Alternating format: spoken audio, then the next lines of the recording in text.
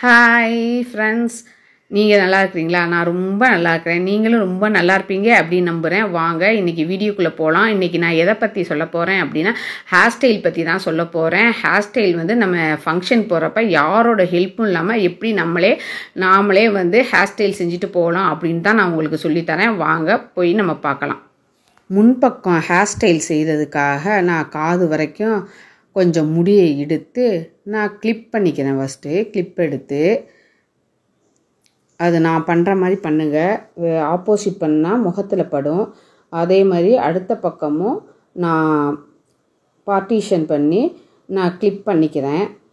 அப்போ தான் நம்மளுக்கு ஹேர் ஸ்டைல் செய்ய ரொம்ப வசதியாக இருக்கும். அதனால் வந்து நான் அது மாதிரி கிளிப் பண்ணிக்கிறேன். சி செக்ஷன் எடுத்துக்கணும். சில பேர்த்துக்கு சி செக்ஷன்னா புரியல. அரை வட்டம் வடிவில் வந்து மேலே உள்ள முடியை நம்ம எடுத்துக்கணும். எடுத்துக்கிட்டு நம்ம அழகாக தலை சீவிக்கணும். என்னடா அவங்க இப்படி சொல்கிறாங்களே அப்படின்னு பார்க்குறீங்களா? இங்கே வரவங்களுக்கு பாதி பேர் ஹென்னா போடணும் அப்படின்னாவே ஹென்னானா என்னங்கக்கா அப்படின்னு கேட்குறாங்க. நான் மருதுன தூள் அப்படின்னு. அது மாதிரி சி செக்ஷன் அப்படின்னா என்னன்றாங்க. அதனால தான் நான் அரை வட்டம் அப்படின்னு சொன்னேன். தெரியாதவங்களுக்கு நல்லா தலையை சீவி ரப்பர் பேண்ட் போட்டுக்கோங்க.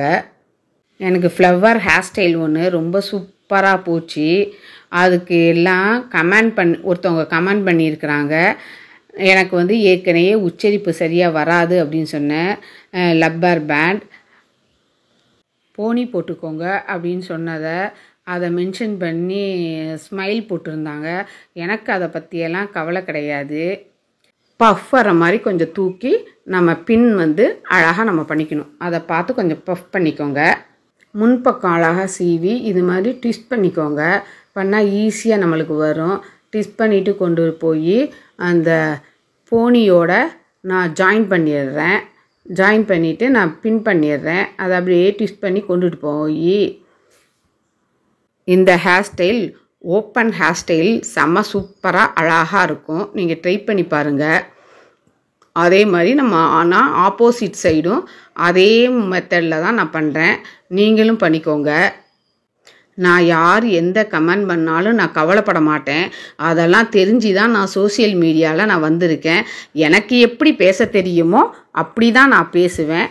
அதை பிடிச்சி என்னையும் சப்ஸ்கிரைப் பண்ணி பார்க்குறவங்களுக்கு நான் பேசுகிறது புரிஞ்சால் போதும். இது ஓப்பன் ஹேர் ஸ்டைலுக்கு செம்மையாக இருக்கும். இது ரொம்ப அழகாக இருக்கும்.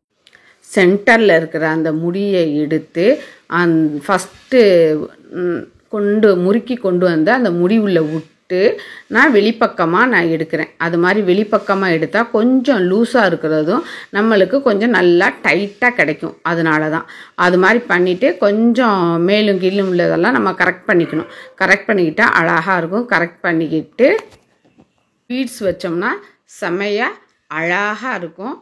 இது காலேஜ் படிக்கிற பிள்ளைங்க, ஸ்கூல் படிக்கிற பிள்ளைங்கள்லாம் ஓப்பன் ஹேர் ஸ்டைல் விட விருப்பம் உள்ளவங்களாம் இந்த ஹேர் ஸ்டைல் பண்ணிட்டு போனால் ரொம்ப நல்லாயிருக்கும். நீங்களும் இதை ட்ரை பண்ணி பாருங்கள். ஹெல்ப்புக்கு யாரும் இல்லாதனால நான் சீப்பை எடுத்து தலையில் சொருகியிருந்தேன்.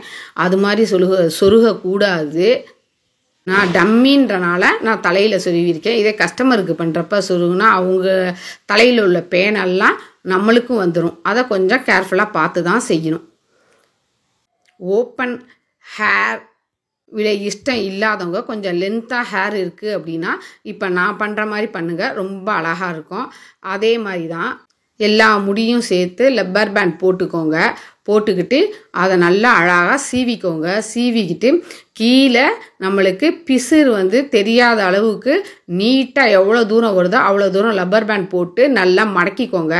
மடக்கி நம்ம கழுத்துக்கிட்ட இருக்கிற ரப்பர் பேண்டோட ஜாயின் பண்ணி நீங்கள் வந்து ரப்பர் பேண்டும் போட்டுக்கலாம். அப்படி இல்லைன்னா கிளிப் எடுத்து நீங்கள் வந்து ஏர்பின் எடுத்து குத்திக்கலாம்.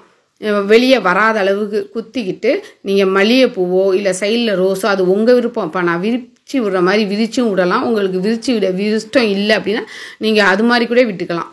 எனக்கு நான் வந்து ஆர்டிஃபிஷியல் பூ வைக்கிறேன். அதனால் வந்து ஒரு மாதிரி ரவுண்டாக இருக்குது.